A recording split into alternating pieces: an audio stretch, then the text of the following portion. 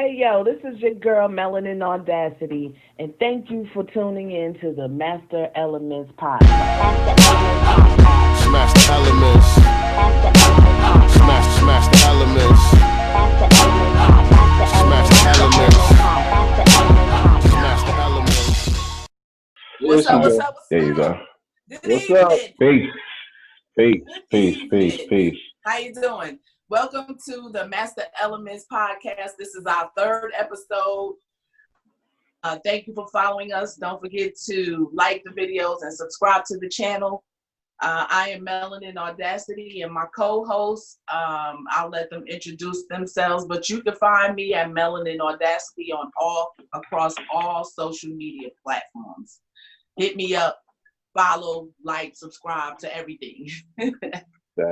That's right. And I am Sincere Love to God on all social media platforms, at Sincere Love to God, all social media platforms.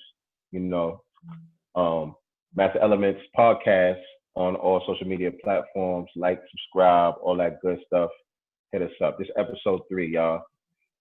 Episode 3, DJ RP Beats in the building. Hit me up on all social media platforms. Master Elements is definitely out there. If you ain't heard the album, stream the album, subscribe to the channel, join the movement. Let's go. Join the movement. Oh, we getting right into this today. I couldn't wait. So I think we got 2 topics. I think we should touch on a little bit of Corona, and the rest is about Ahmaud Arbery. I hope I'm pronouncing that name right. We got to really, that's something serious right there. Yeah. But so I'll start. I got a notification today that as of May, what is today? May what? This cheap ass laptop don't even have the date. Today is May 11th. I believe. As of May 11th. I believe it's the 11th. It is. We all on quarantine. We don't know if it's Monday, Tuesday. We'll know the date, So anyway, it's May 11, 2020. And unfortunately, we hit 80,000 lives lost due to this coronavirus in what is about 60, 70 something days. 11. My condolences to each and every family that lost someone. This has been a challenging time for us. And moving forward, I'm not sure what our new norm is going to be, but I am not ready for the opening of these states that's coming up in the next week or 2. Do you guys know anything about the rollout, or how are you guys feeling about the reopening of businesses? Specifically, I do know that there's a rollout plan. Have you guys had a chance to get any info on that? Because I haven't. I heard it in walking around the house with the TV on, but I haven't had a chance to, really research what that is looking like. Do you guys know? So I told you we've been open. We discussed that on the last episode. Georgia's been open. I'm down here, outside Atlanta. We've been open since the end of April, and there was really no rollout plan. They talk about it. They talk about protocol for opening back up. You're supposed to meet certain deadline. Supposed to see the rate dropping at a certain rate. See the infections dropping at a certain rate within a certain time span, and then supposed to phase it out. But they haven't been doing none of that. They're just doing things arbitrarily. They practice the I'm white and I say so rules. So we open. So what about New York, Ron? RPB. Yeah. Well, right now, the governor, he's saying there's going to be checkpoints, but he's extended this lockdown until next month, June 6th, so far. And of course, he shut down the whole school year. He's saying there has to be, like you said, a protocol for the infection rate to go down to a certain number. Number of hospitalizations have to be cut down to a certain number. And then he said, as far as the opening phases, he would start in certain areas with only specific businesses that he would allow to open. I don't know, maybe certain restaurants or certain certain businesses he's going to allow to open. And and then he'll allow them to run for a while, and then he'll go to another phase. I think it'll be like manufacturing and Okay. Yeah, that's business. kind of what I was hearing. Yeah, Us here in New Jersey, again, I haven't had a chance to do the research on the rollout, but it's kind of similar. I'm sure we'll follow New York's lead because right now they're kind of leading this tri-state area with regard to the reopening of businesses. And right. so I am currently looking for something remote opportunities as far as a job, which is what I had been doing previously, but still I want to stay within being able to work from home. But that's just because I've been doing that anyway. But also I noticed that corporations are also, I guess, doing research now, thinking about how they can continue to have a work-at-home workforce. So Right. people who typically were going into the offices may be able to continue to work from home going forward because there's some cost savings for them with that being done, less rental space, maybe doing half of the office and the rotation. They don't need as big of buildings, less electricity, it's the win-win. Yeah. So it's a win-win for the companies and the employees. Yep, exactly. So anything else about any other updates or anything you guys heard? I mean, other than now, I think they're talking about how the children. Well, as far as about the children? Yeah, I think I saw something about children. They're getting cases of more children lately. Really? I haven't seen that. Yeah, children and babies. So if you guys are out there and have kids, make sure they have on their masks.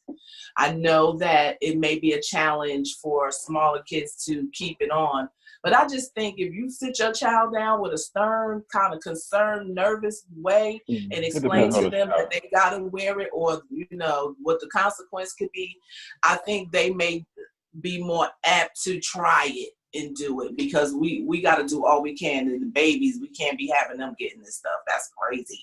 So it depends on the child.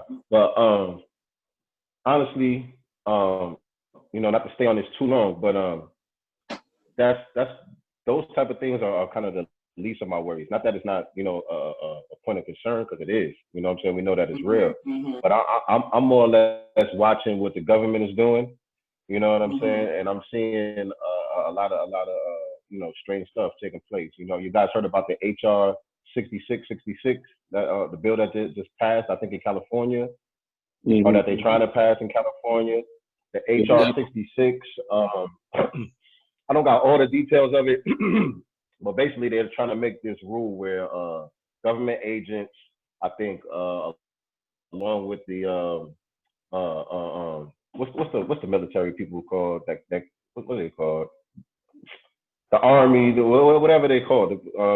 The military. When they declare martial law, the people who comes.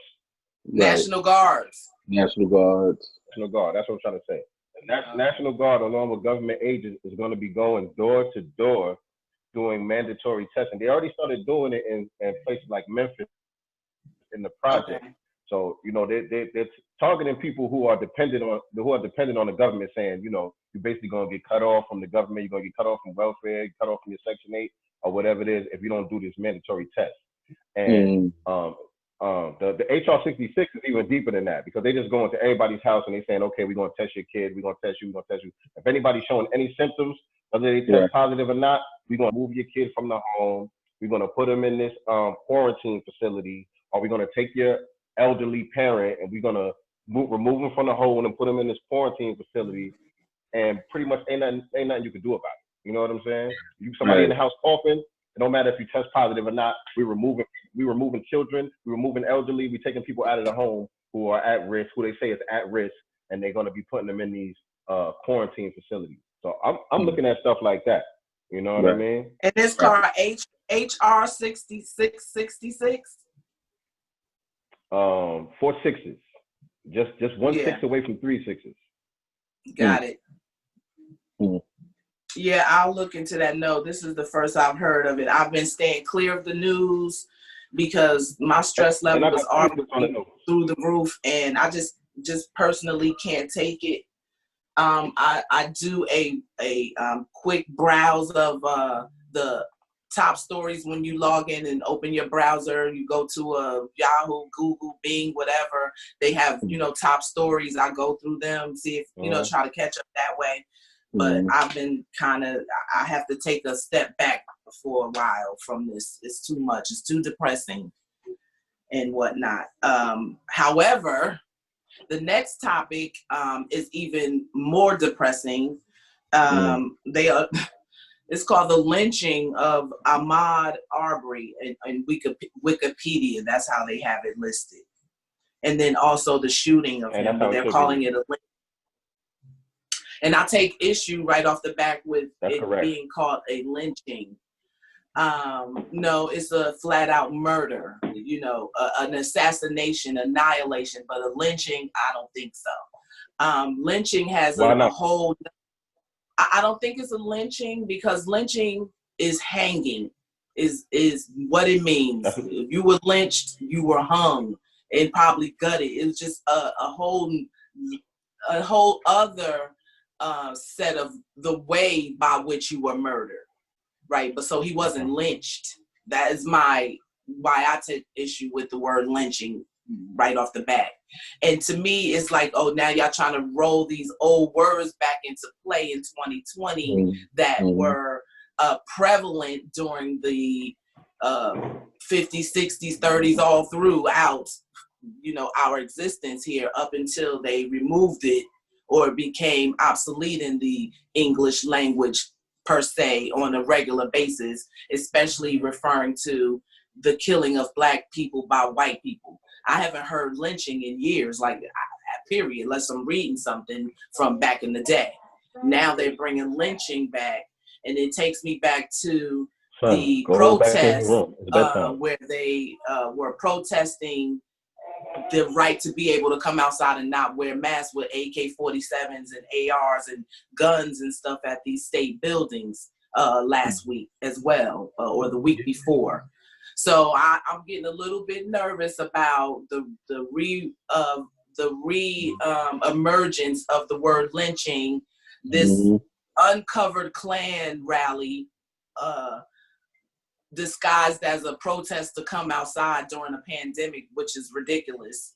So that's why I tie all that together, and I'm watching and listening when I am catching earshots of things. But I was really aggravated when I was trying to do research for tonight's show and saw that in Wikipedia and other articles, they called it the lynching of Ahmaud Arbery.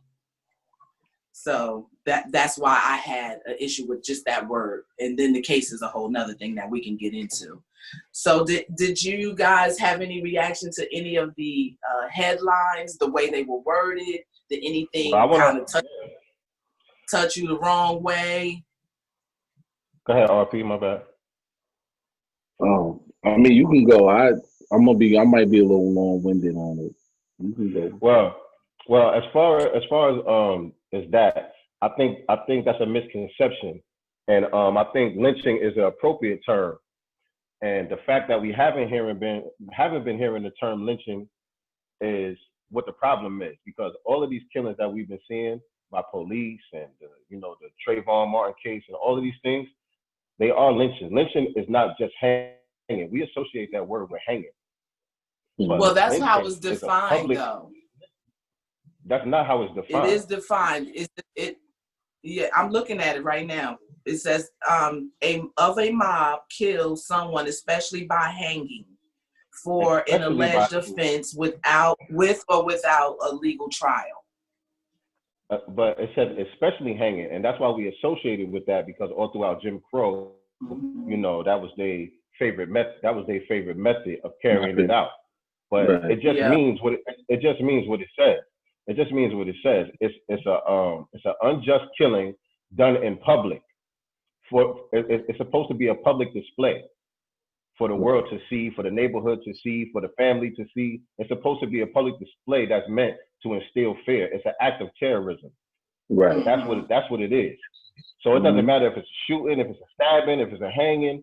It doesn't matter what it is, as long as it's unjust and it goes unpunished and it's done so that the public is aware of it.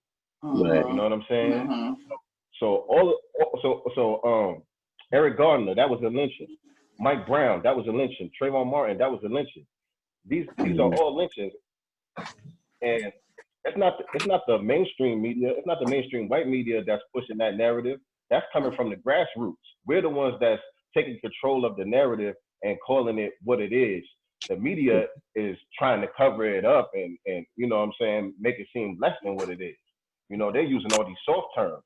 We're the ones that's putting these terms out there and people are latching onto it. That's why his father, the young man, Ahmaud Arbery, is that how you say his name? Ahmaud Arbery. The young man's father, he got on TV and he called it a lynching. You know what I'm saying? Because we have to call it like it is. We got to call it like it is, man. Yeah, you know, he so did. as far as that, you know, that's how I feel about that. Yeah, I saw that interview with his father, and you know, just looking at this whole thing, you know what I mean? Like today, they had a black militia group that came to the house of the killer, and they showed up with you know, AK guns, and the people in the town on the block, they called the cops on them, but the cops didn't step to them.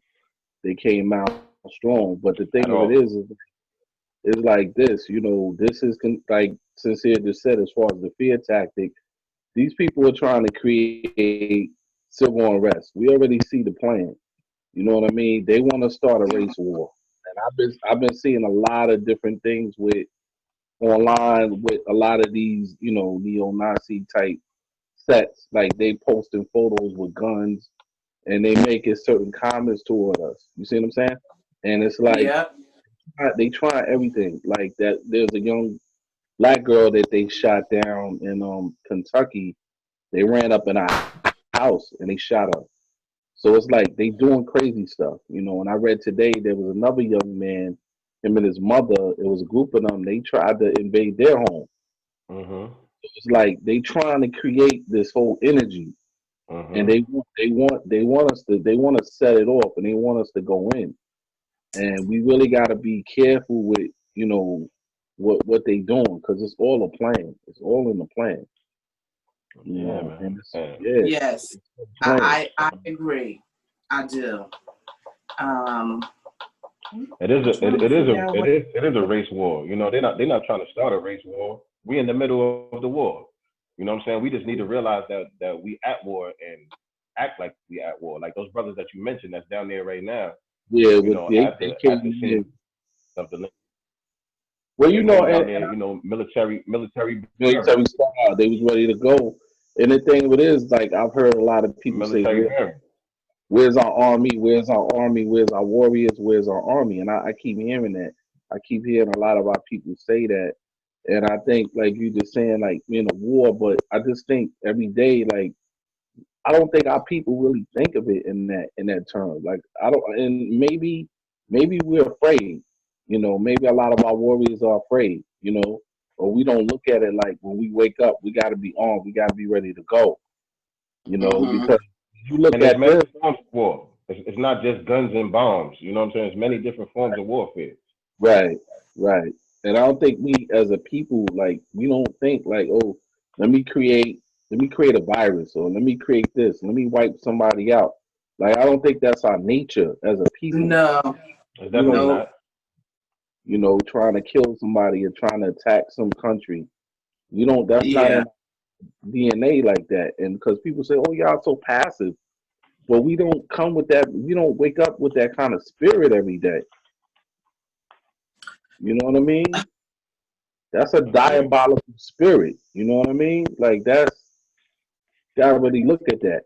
You know, what is that entity all about?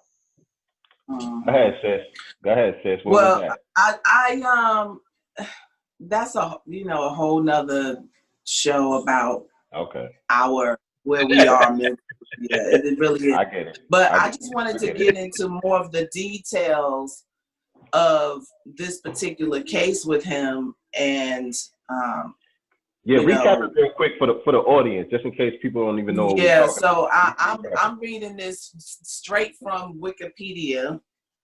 Yeah. Because it just has the facts and the details. So on February 23rd of 2020, Ahmaud Arbery, an unarmed 25-year-old African-American man, was jogging along a road in Satilla Shores in Brunswick, Georgia, where he was confronted by two armed men in a pickup truck.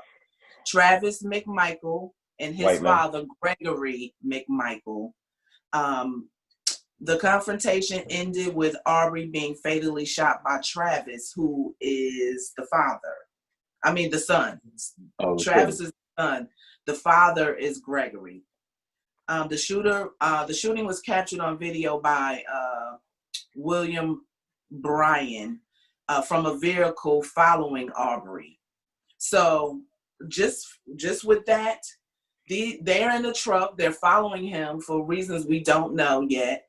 They're not even concerned that someone is behind them who can even be a witness. They're so brazen. I was just about to touch on that. One of the problems is, okay, you arrested these two guys. This third guy obviously was down with them. The guy that was filming this is supposed to be arrested as well. Right. You know what I'm saying? They on their third or fourth district attorney in this case. The whole town is complicit. The whole justice system in that area down there, everybody is complicit.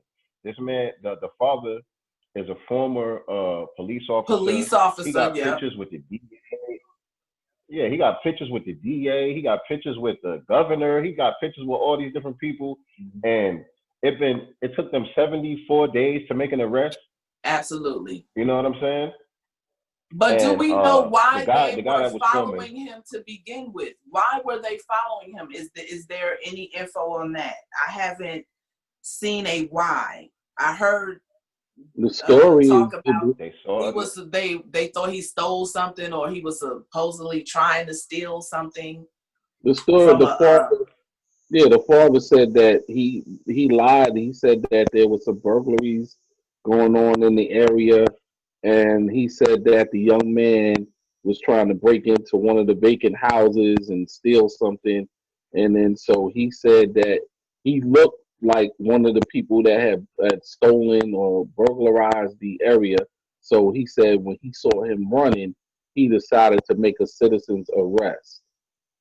And that was a lie.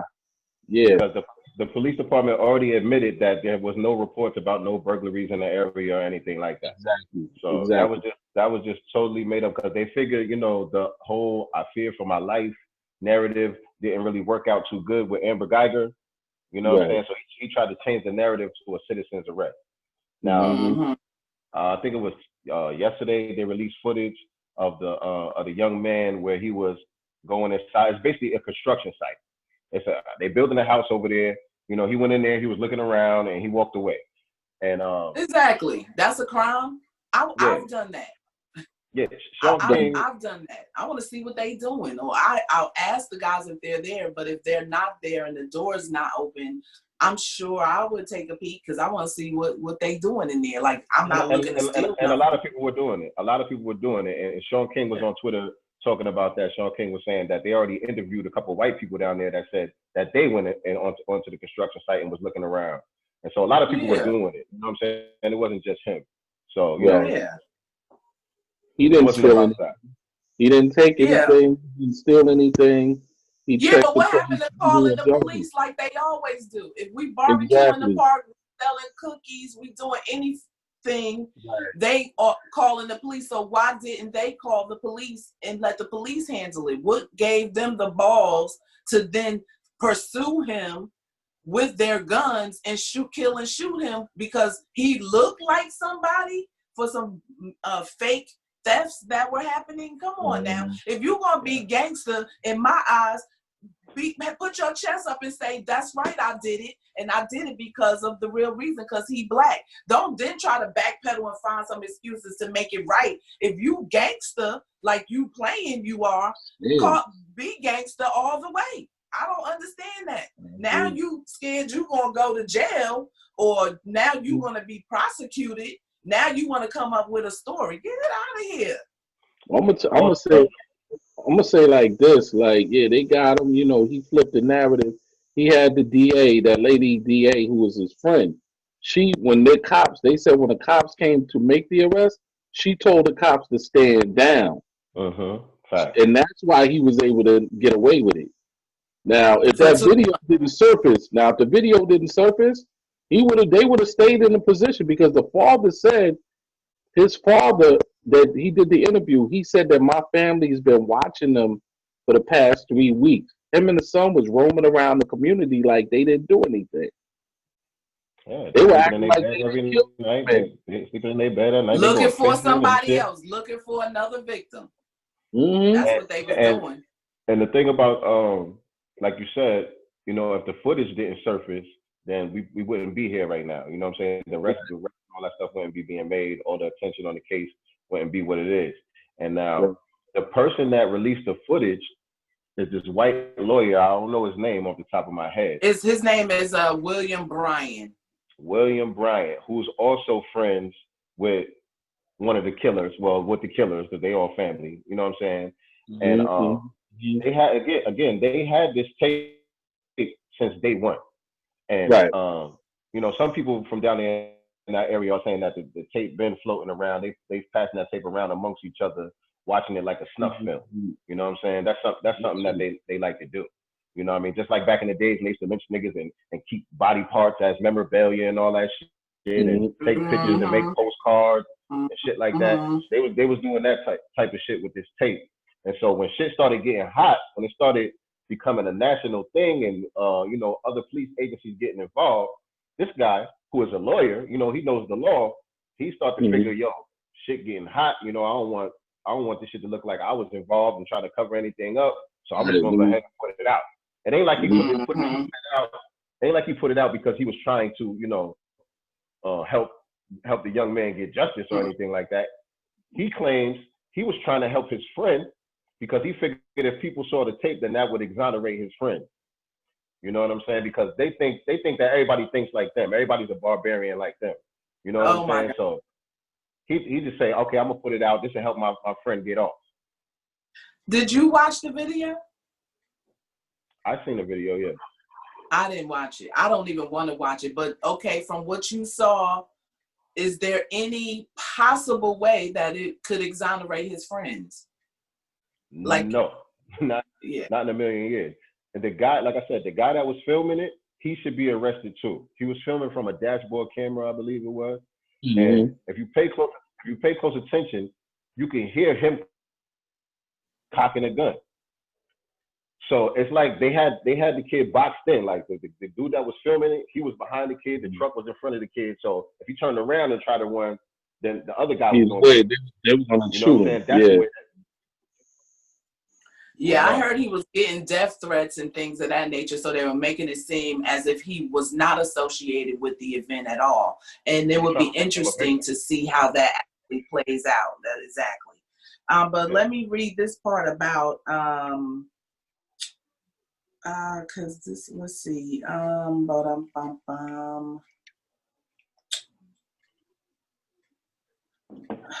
this, I don't know why this is different. I don't know if it's been updated since I read it earlier, but there was a point saying that the father was a retired cop, and that he also had worked on a case with this same young man before. So he's not unfamiliar with him. That I read. Okay, now that part, see it again here now, but I did read that earlier on here, and that was information I definitely didn't know. But they said the father worked on a case against Ahmaud previously, so he knew who he was. Yeah, I didn't hear that part. I mean, that's from the Wikipedia thing you're reading. Yeah, I'm on, you know what, I have my laptop on that side and I have this extra one that I have here. And for some reason, I'm on that's the thing about Wikipedia though. The thing about Wikipedia is pretty much anybody can go on there and add stuff and take stuff away. You know what I'm saying? Wikipedia is not a really reliable source. Yeah. I could go make a Wikipedia about you right now, and whatever I put on there is what I put on there. Be there. Right. Well, this isn't putting them in a good light. It's not seems to have enough information with regard to how the district attorneys was saying that initially on the 24th, I guess it happened when on the 23rd, so on the 24th, George Barnhill, who's the Judicial Circuit District Attorney, who had not yet been assigned to the case, advised the county police that no arrest should be made. So he got to go too. We need to look at everybody that's on this case that needs to go. That was the second. That was the second prosecutor. I don't know if he's the second or not. It doesn't mention that specifically. It just says that he had on the 24th, the day after, he was the circuit district attorney, and that he advised the Glenn County Police that no arrest should be made. So as the district attorney, whether he was first, second, or third, he was involved in the case the day after and told the police department that no arrest should be made. So he got the gun. That's what RP was talking about. That's what anytime RP you shoot someone, anytime you shoot someone, whether it's self-defense or not, I think they do arrest them. Well, no, they got until the story comes out. No, Tom, they got until the story comes out, and then you can be released. But for them to not have been arrested for 74 days is ridiculous. But they got so those how laws is down it? Here. They got those crazy laws down here. What's the laws like down there? They got them stand your ground laws and all that. Remember that's the same thing that happened with Zimmerman. How long did it take for Zimmerman to get arrested? You know, right. From the time that the lynching happened to the time he got arrested, I forgot how long that took. But when I first came down here, there was an incident where there was a dude that tried to stick up the sneaker line. Like niggas was online waiting to get whatever new sneakers was coming out. Mm-hmm. You know, it was a sneaker release, and dude came tried to stick the whole sneaker line up, and somebody that was on the line was a legal carrier, and he pulled out and smoked him right there. He didn't get arrested. Whoa. He stayed online, bought his sneakers, and went home. Like nothing happened. And nothing happened. It was justified. It was justified. Dang. So in a case like that, in a case like that, that's how the law is supposed to work. You know, the dude came armed to do a robbery, and he got killed by a legal gun carrier.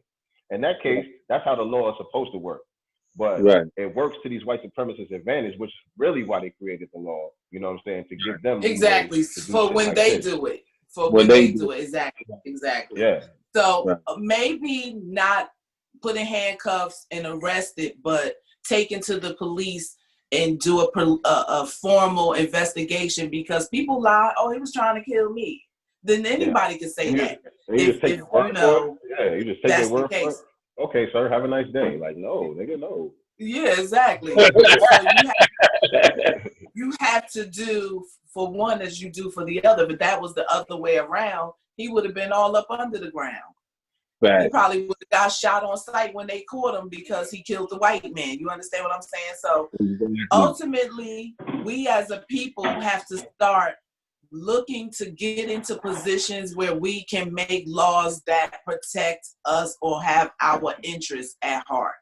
Because if we can't let these non-Black people make laws for us, they don't even include us when they're making these laws. So we have to get into the political game very quick so we can turn things around from the government outlook that trickles down to the rest of us. We need to get into these positions so that we can help ourselves through the means that they laid out for us making laws. Because, you know, the Constitution in its premise is really a genius. It has some flaws because they didn't include the African Americans, but they did through some amendments. And however, we need more amendments to the Constitution, as well as laws that are going to benefit and protect us, because these laws that the white people have put in place are not working. It's not working. I think I agree with the premise of what you're saying. Don't get me wrong. I agree with the premise of what you're saying. But what I want to add to it is that we also can't just be fooled by melanin as well. You know what I'm saying? Because, for example, the new prosecutor that they just assigned to this case is a black woman from DeKalb County, which is, you know, the hood, with the hood out here. You know what I'm saying? And so they put this black woman on the case, and I see a lot of black people immediately get excited. Oh, black girl magic and all this stuff. Black girl gonna go down there and regulate and all that. You know, you start looking at this woman's background. Number one, she's a Republican. That's a red flag. You know what I'm saying? Almost every picture that I see of her, she's surrounded by white men and white police officers and all this stuff. So to me, those are red flags. Now, you know, maybe she's cool and maybe she'll go down there and do the right thing. But we shouldn't just assume that as soon as we see a black person, we're gonna get justice. Because the judge in the case down there in Dallas where Amber Geiger was a black woman, and remember, she came off the bench and was reading the Bible and hugging and all types of shit. You know what I'm saying? Right. But don't misunderstand the representation for the law that they have to follow, no matter what color they are. Because I'm black, I'm still following these white laws that are on the books. That's the most I can do. That's why I'm saying we need to change those laws. So I don't care who is representing who, the color doesn't matter, because the law now represents our best interest based on what we know. If the law is written, white, black, brown, green, DA has to follow that law to the letter. And we have to go so far back in making changes that this is going to be a feat that's going to take years to do, but we need to start somewhere. And it's probably with our criminal justice system, because that system has the biggest effect in our community, because the laws are not written to protect and help us or for our benefit. If we look at this case that we're talking about tonight, if we look at this case down here in Georgia that we're talking about tonight with the brother, how you say his name? Ahmaud. Ahmaud. A-H, Ahmaud. M-A-U-D. Right? Okay. Ahmaud Arbery. A-R-B-E-R-Y. If we look at that case, right? You heard me? We got about 3 minutes. Wow. Well, all I was going to say is, if we look at that case, there's already laws against what happened down there. It's just a matter of enforcing the law the way you're supposed to. You know what I'm saying? Most of the laws that are on the books are fine. They just need to be enforced equally across the board. Right. And that's what's not happening. You know, the laws don't apply to us the same way. Right. And a lot of manipulation that's going on across the board, because we understand he's a former police officer. So we know he has ties in those offices. He has people that's going to regulate on his behalf. It's going to favor his. Exactly. Okay. Yeah, we got about 2 minutes. Actually, I see the time. I forgot I changed mine to show the time, so that can help me. So sorry, we're trying to stay within our time frame. So we got 2 minutes to kind of, I did some other research. I'll take about 30 seconds to drop some information with regard to 2019 from a website called mappingpoliceviolence.org. Mapping, M-A-P-P-I-N-G, policeviolence.org. So the police killed 1,099 people in 2019. Not specifically Black people, but just police